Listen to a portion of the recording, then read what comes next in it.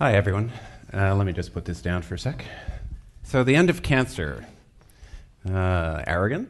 Maybe. Provocative? Definitely. Garbage? I hope not. That's what I'm here to convince you about. We're learning a lot about cancer.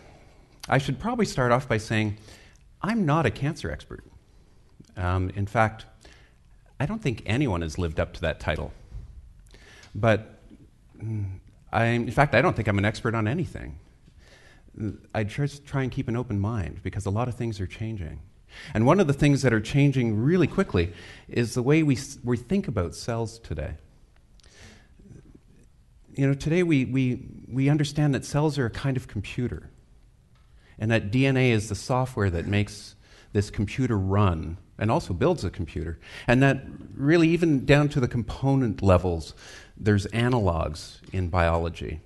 And so today, because we've built these incredible computer networks, we actually get a lot of insight into biological systems. And in some ways, you know, we realize that we're now a network of 100 trillion computers all working together. And of course, anyone that understands computers know that they break. You know, the physical components, the power supply goes down, the motherboard fries, it dies. You know, same things happen with cells. Cells die all the time. Kind of more insidious is when software corrupts. Because when software corrupts, you never really know what you're going to get. Sometimes it just kind of keeps on going, doesn't work quite as well. Other times you get the blue screen of death. That's kind of apoptosis in the cellular world. And other times, you know, it just starts doing really bad things, like it's on a botnet. And that's kind of where cancer comes into the picture. We know that all cancers are rooted in kind of the corruption of genetic material. And, you know, we want to understand that. We want to figure it out. There's a tremendous amount of research that's focused on DNA, all the way back to the discovery of the actual structure, Watson and Crick, Franklin. You know, it's generated a tremendous number of Nobel Prizes. And it really started to accelerate when Fred Sanger, winner of 2 Nobel Prizes in chemistry, figured out a really interesting way of getting genetic information fast. And this led to an explosion of genetic information. Like, this is the growth of GenBank over the last few decades, and it's super exponential. We're generating so much information, and we're learning how to categorize it and organize it and build on it. Today, just looking at protein-protein interactions, we realize it's as complicated as our own interactions on Facebook. Except that, you know, there's billions of these molecules, even in the simplest cell, and then combined over 100 trillion. And metabolism, even in 2-dimensional form, not even dynamic, just looks like spaghetti. How do you understand this? And, you know, we keep throwing money at this to try and understand it, you know, because there's just so much there to figure out. And unless we can figure it out, well, we won't be able to solve cancer, will we? So the thing is, when does it stop? Like, we've been putting a lot of money into cancer research over the last 40 years. The war on cancer was declared in 1971. What's changed? Where is it going? Well, we spend a lot more on cancer each year now, on cancer research. We generate a lot of publications on cancer. We generate a lot of researchers that go on and work in cancer, and we have a whole cancer industry. But nothing's really changing. In 40 years, like, where's it gone? And I think fundamentally what people need to realize is that research doesn't produce therapies. Who makes therapies? That's the world of development. And in cancer, that's drug development. And it's a really exclusive and big business. Now, in research, if something fails, it's no big deal. You know, repeat the experiment. Oh, it got scooped on a paper. Huh, so what? You know, like, what does it matter? You know, you can start again. With development, wow, you end up working on something for years. The 2 cultures are very different. Researchers are mountain climbers. They go run up to the top of a mountain. Oh, another mountain over here. In development, it's a process. You're going to spend years working to move something forward, a drug. And in fact, it's a pipeline. It's depicted in this, and it starts off with research and discovery, which today is pretty much mining the world for new ideas, and then taking a molecule into preclinical studies where you're doing animal studies and trying to figure out, does this work? Does it really work? You have to repeat a lot of the work in research, and then it goes into phase clinical trials that can last, for almost, for years and years, and hundreds of millions of dollars spent, and then you go and get the FDA approval for this, and the FDA has a really hard job. Like, it's really hard. You're trying to evaluate public risk and personal benefit of taking an experimental medicine or a new medicine, and trying not to make a mistake. Mistakes can go all the way up to the White House, or get people killed. And you're trying to do it on a public on a salary of a public administrator. Anyways, let's just say that this system really doesn't work that well. It costs more and more each year. It has a knowledge cycle of 10 to 15 years. What technology has a knowledge cycle of 10 to 15 years? And only 23 drugs approved, a few years ago. And now that blockbusters, the way we used to make drugs for many people aren't working because we know too much about biology now. We're having to move to personalized without changing the cost of drug development. That just drives the cost of the drug through the roof. So overall, what's happening is we're spending more and more on drug development, and we're getting less and less. Like, this is globally. So the elephant in the room is that drug development is failing. Everyone knows it. Pharma companies know it, patients know it, everyone knows it.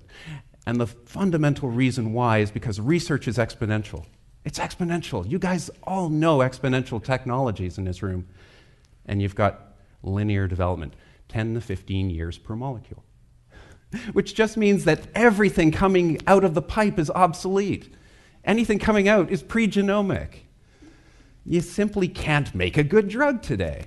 And of course, there's liability. That's the real industry killer, because when you're working with a cancer drug, your expectations are pretty, I got a few extra months, everyone's fine. If you're making something for inflammation and people have a heart attack and die, you've got a class action lawsuit that'll shut down your company. So everything needs to be rebooted. No one was doing it. And so I thought, I'm going to. I've worked with the biggest companies. I've worked with these doctors. I know the games. Why not?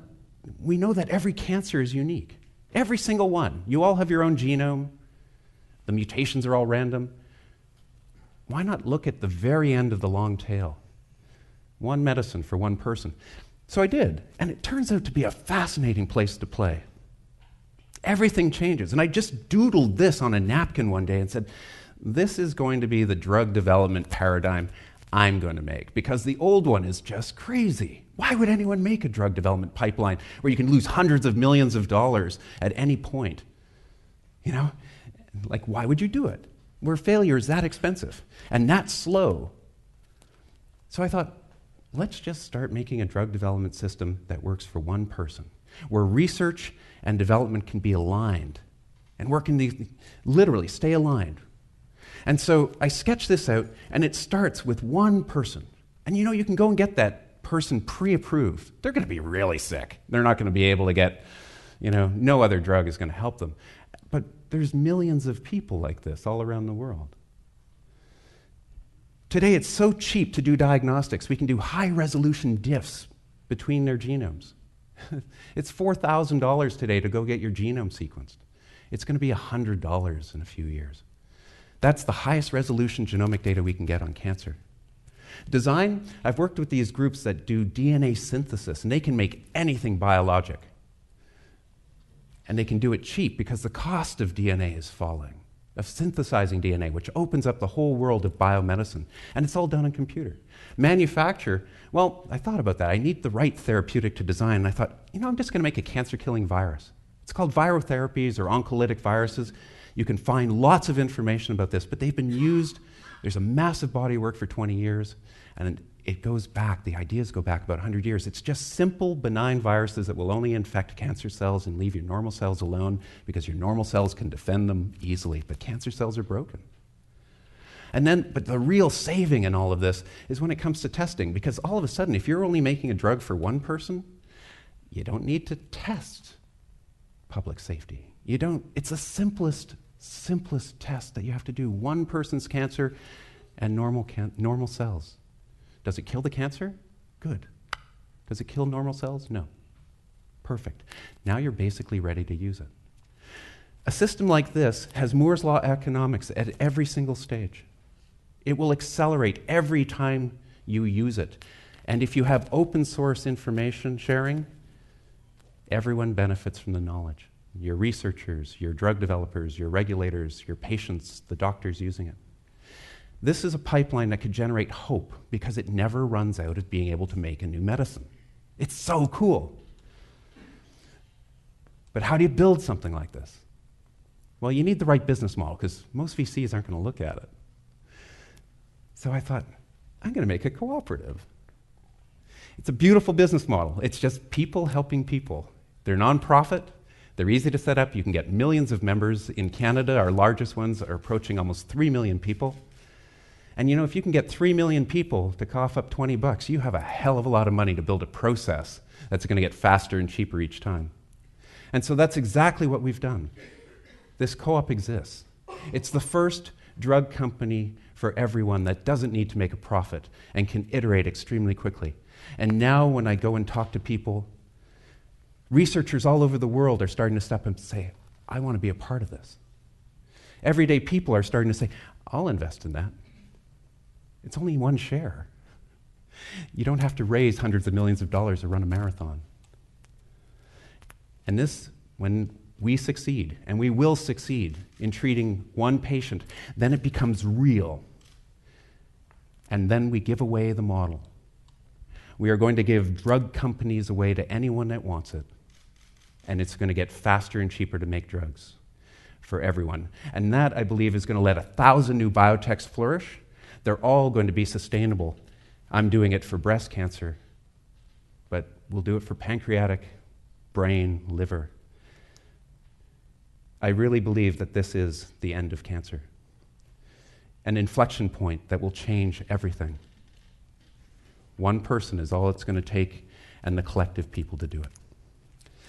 I would just want to acknowledge the students at MIT that have actually made this technology real, and so many people that have helped me get here today. Thank you.